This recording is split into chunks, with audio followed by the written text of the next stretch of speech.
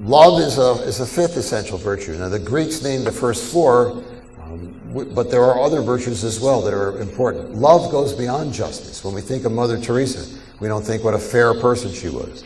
She was a loving person, a generous person, a person who poured out her life in the service of others. Love goes beyond the demands of justice. Love means sacrificing for the sake of others. The highest act of love is to lay down one's life for another person. So love goes beyond justice, empathy, forgiveness, generosity, compassion, all aspects of love. Positive attitude, we spoke of that under the socially and emotionally skilled person, but it's involved in all these traits of character.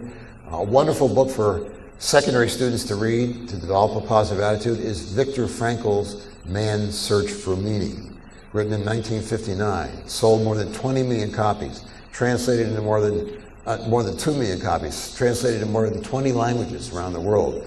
Frankl was a Jewish psychiatrist, captured by the Nazis, sent to Auschwitz for 2 years. They could strip him of his clothes, shave him from head to toe in an effort to dehumanize him, but they could not strip him of his character. They could control his body, but not his mind, not his spirit. And the book is a wonderful account of the resilience of the human spirit. And Frankl says in his book, the last human freedom is to choose our attitude in any set of circumstances. A wonderful book for young people to read, that in a death camp, a man was able to maintain his inner spirit, his dignity. Hard work, essential for all the strengths of character. Integrity has been defined as honesty with yourself. Do you tell the truth to yourself as opposed to deceiving yourself? Self-deception is one of the most dangerous character problems.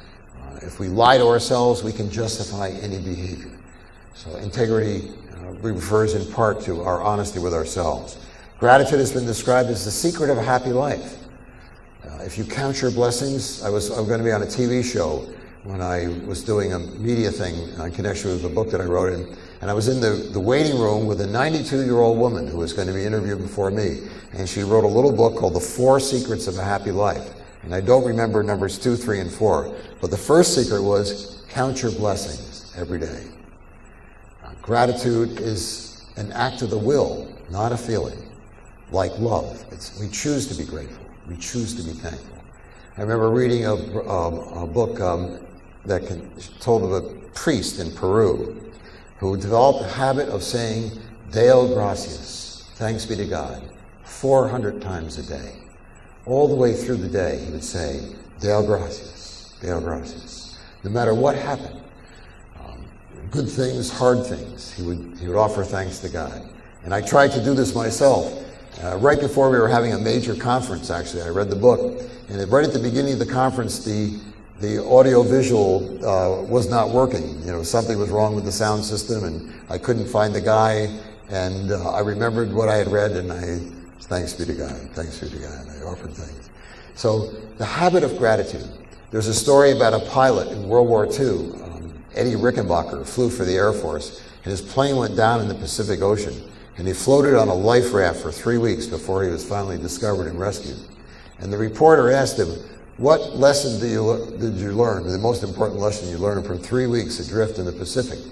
And he said, the most important thing I learned from those 3 weeks is that if you have all the fresh water you want to drink and all the food you want to eat, you ought never to complain about anything. You ought never to complain about anything. And finally, humility, which in some sense drives the whole quest for character. Developing character is about becoming the best person that we can be. In order to become the best person that you can be, you need to be aware of the ways in which you're not a perfect person. What are your shortcomings, your faults, your failings? I certainly have many. Patience is a virtue that I have had to struggle with, as my wife will testify. But also forgiveness, for example, which is a dimension of love. Many of us may think that we are forgiving persons, but I found out that I took my time forgiving, that I would harbor a resentment. I would stay angry with my wife for an hour or two before I would start to let go of that. Forgiving is forgiving quickly, not slowly. So always have room for growth in these 10 essential virtues. The good news is that we possess all of them to some degree, so that progress is a matter of moving along the continuum to a higher level of consistency. But each of us has these to at least some extent. The good news also is that when we pull ourselves up in one of these virtues, the others tend to rise as well. They're psychologically or dynamically linked. So if you become a more humble person, you'll become a more loving person and a more just person as well. Now, the first of these principles, as I say, involves knowing what good character is, and then making it a goal, a deliberate goal of family life, taking the long view, seeing kids as adults in the making. Recent studies, for example, have looked at materialistic indulgence of children and the effects on long-term adult development. Well, Newsweek magazine ran a feature story on this in the year 2004, and they reported a number of studies, finding that kids who were overindulged as children have a lot of difficulty as adults coping with life's disappointments. They have a distorted sense of entitlement that gets in the way of things. Just an anecdote about that. Check those cell phones are always a challenge. We sometimes forget that they're not in the off position. Check your cell phone. One woman was 22 years old, interviewed for this issue of Newsweek, and described herself as a recovering spoiled brat. A recovering spoiled brat. She was employed as an editorial assistant in New York City, and she said that she was raised in Nebraska, the state of Nebraska, and she learned to manipulate her parents very early. She said if they wouldn't get something for me that I wanted, I would say, if you loved me, you would get it for me. If you loved me, you would get it. And they caved in to that kind of manipulation.